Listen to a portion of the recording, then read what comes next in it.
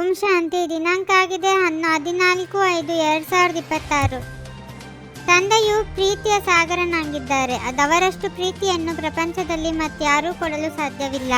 ಹಾಗೆಯೇ ನೀವು ಸಹ ತಂದೆಯ ಸಮಾನರಾಗಿ ಯಾರಿಗೂ ಬೇಸರ ಪಡಿಸಬೇಡಿ. ಎಂದೂ ಯಾರಿಗೂ ದುಃಖ ಕೊಡಬೇಡಿ. ದುಃಖ ಕೊಟ್ಟರೆ ದುಃಖಿಯಾಗಿಯೇ ಸಾಯುವಿರಿ. ಇದು ಶಿಕ್ಷಣವಾಗಿದೆ, ಶಾಪವಲ್ಲ. ಏಕೆಂದರೆ ನೀವು ಸುಖದಾತನ ಮಕ್ಕಳಾಗಿದ್ದೀರಿ. ಎಷ್ಟೆಷ್ಟು ನೀವು ಎಲ್ಲರಿಗೆ ಸುಖ ಕೊಡುವಿರೋ ಅಷ್ಟು ಸದಾ ಸುಖಿಯಾಗಿರುತ್ತೀರಿ. ಯಾವ ಮಕ್ಕಳು ಸರ್ವಿಸ್ ಮಾಡುವರೋ ಅವರಿಗೆ ಸುಖದ ಆಸ್ತಿಯೂ ಸಿಗುತ್ತದೆ. ಒಬ್ಬ ತಂದೆಯೇ ಪ್ರೀತಿ ಮಾಡುತ್ತಾರೆ, ಉಳಿದೆಲ್ಲರೂ ಪೆಟ್ಟನೆ ಕೊಡುತ್ತಾರೆ. ಪ್ರಪಂಚದವರೆಲ್ಲರೂ ಒಬ್ಬರು ಇನ್ನೊಬ್ಬರನ್ನು ತಿರಸ್ಕರಿಸುತ್ತಾರೆ. ತಂದೆಯು ಪ್ರೀತಿ ಮಾಡುತ್ತಾರೆ.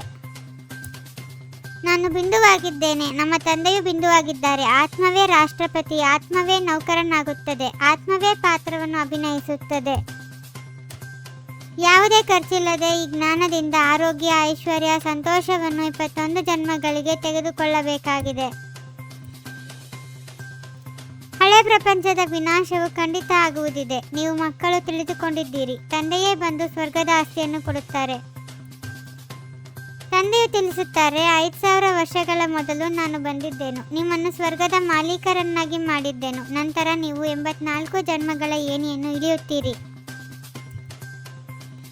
ಲೌಕಿಕ ತಂದೆಗೆ ಕೃಪೆ ತೋರಿ ಎಂದು ಹೇಳುತ್ತಾರೆ. ಇಲ್ಲಿ ಕೃಪೆಯ ಮಾತಿಲ್ಲ, ಕೇವಲ ತಂದೆಯನ್ನು ನೆನಪು ಮಾಡಬೇಕಾಗಿದೆ. ಶ್ರೀಕೃಷ್ಣನ ಆತ್ಮಕ್ಕೆ ಅಂತಿಮ ಜನ್ಮದಲ್ಲಿ ಸಂಪೂರ್ಣ ಜ್ಞಾನವಿದೆ. ಮತ್ತೆ ಗರ್ಭದಿಂದ ಹೊರಬಂದ ಮೇಲೆ 1 ಪೈಸೆಯಷ್ಟು ಜ್ಞಾನವಿರುವುದಿಲ್ಲ. ಓದಿರುವುದೆಲ್ಲವನ್ನೂ ಮರೆತು ಹೋಗಿ. ಈ ದೇಹವನ್ನು ಮರೆತು ಬಿಡಿ. ಆತ್ಮವೇ ಒಂದು ಶರೀರವನ್ನು ಬಿಟ್ಟು ಇನ್ನೊಂದನ್ನು ತೆಗೆದುಕೊಂಡು ಪಾತ್ರವನ್ನು ಅಭಿನಯಿಸುತ್ತದೆ. ಆತ್ಮವು ಪವಿತ್ರವಾಗಿತ್ತು, ಆಗ ಸುಂದರವಾಗಿತ್ತು. ನಂತರ ಕಾಮಚಿತೆಯ ಮೇಲೆ ಕುಳಿತುಕೊಳ್ಳುವುದರಿಂದ ಕಪ್ಪಾಗಿದೆ. ಈಗ ಪುನಃ ತಂದೆಯು ಜ್ಞಾನಚಿತೆಯ ಮೇಲೆ ಕೂರಿಸುತ್ತಾರೆ. ಅವರು ದೈಹಿಕ ಬ್ರಾಹ್ಮಣರಾಗಿದ್ದಾರೆ. ನೀವು ಆತ್ಮಿಕ ಬ್ರಾಹ್ಮಣರಾಗಿದ್ದೀರಿ. ಸತ್ಯವಾದ ಕಥೆಯನ್ನು ತಿಳಿಸುತ್ತೀರಿ.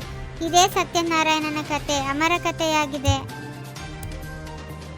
ನೀವು ಮನುಷ್ಯರಿಂದ ದೇವತೆಗಳನ್ನಾಗಿ ಮಾಡುತ್ತೀರಿ. ಪತಿತರಿಗೆ ನೀವು ಜ್ಞಾನದ ಬೂಬೂ ಮಾಡುತ್ತೀರಿ. ಆಗ ಅವರು ಪಾವನ ವಿಶ್ವದ ಮಾಲೀಕರಾಗಿ ಬಿಡುತ್ತಾರೆ. ನಿಮಗಂತೂ ಬಹಳ ಖುಷಿ ಇರಬೇಕು. ಎಷ್ಟು ದೊಡ್ಡ ಲಾಟರಿ ಸಿಗುತ್ತದೆ. ತಂದೆಯನ್ನು ಎಷ್ಟು ನೆನಪು ಮಾಡುತ್ತೀರೋ ಅಷ್ಟು ವಿಕರ್ಮಗಳು ವಿನಾಶವಾಗುತ್ತವೆ.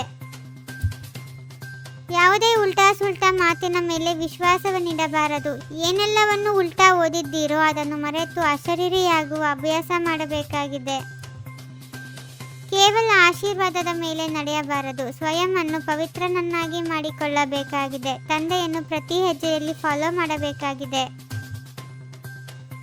ಸತ್ಯ ಲಗನ್ನಿನ ಆಧಾರದ ಮೇಲೆ ಅನ್ಯ ಸಂಘಗಳನ್ನು ಮುರಿದು ಒಬ್ಬರ ಸಂಘವನ್ನು ಜೋಡಿಸುವಂತಹ ಸಂಪೂರ್ಣ ವಿಧೇಯ ಭಾವ. ಒಬ್ಬ ತಂದೆಯ ಹೊರತು ಮತ್ತಾರೂ ಇಲ್ಲ. ಬುದ್ಧಿಯ ಲಗನ್ ಸದಾ ಒಬ್ಬರ ಸಂಘದಲ್ಲಿದ್ದಾಗ ಅನೇಕ ಸಂಘದ ರಂಗೇರಲು ಸಾಧ್ಯವಿಲ್ಲ. ಮೊದಲ ಪ್ರತಿಜ್ಞೆಯಾಗಿದೆ, ಮತ್ತೆಲ್ಲ ಸಂಘಗಳನ್ನು ಮುರಿದು ಒಬ್ಬರ ಸಂಘವನ್ನು ಜೋಡಿಸು. ಈ ಪ್ರತಿಜ್ಞೆಯನ್ನು ನಿಭಾಯಿಸುವುದು ಅರ್ಥಾತ್ ಸಂಪೂರ್ಣ ವಿಧೇಯರಾಗುವುದು. ಸತ್ಯತೆಯ ಸ್ವಸ್ಥಿತಿಯು ಪರಿಸ್ಥಿತಿಗಳಲ್ಲಿಯೂ ಸಂಪೂರ್ಣರನ್ನಾಗಿ ಮಾಡಿಬಿಡುತ್ತದೆ. ಓಂ ಶಾಂತಿ. 21 ಜನ್ಮಗಳಿಗೆ 21 ಪರಮಾತ್ಮನ ಮಹಾವಾಕ್ಯಗಳನ್ನು ಆಲಿಸಿ ಹಾಗೂ ನಿಮ್ಮದೇ ಆದ ಈ ಚಾನೆಲ್ಗೆ ಲೈಕ್ ಮಾಡುವುದನ್ನು ಮರೆಯದಿರಿ.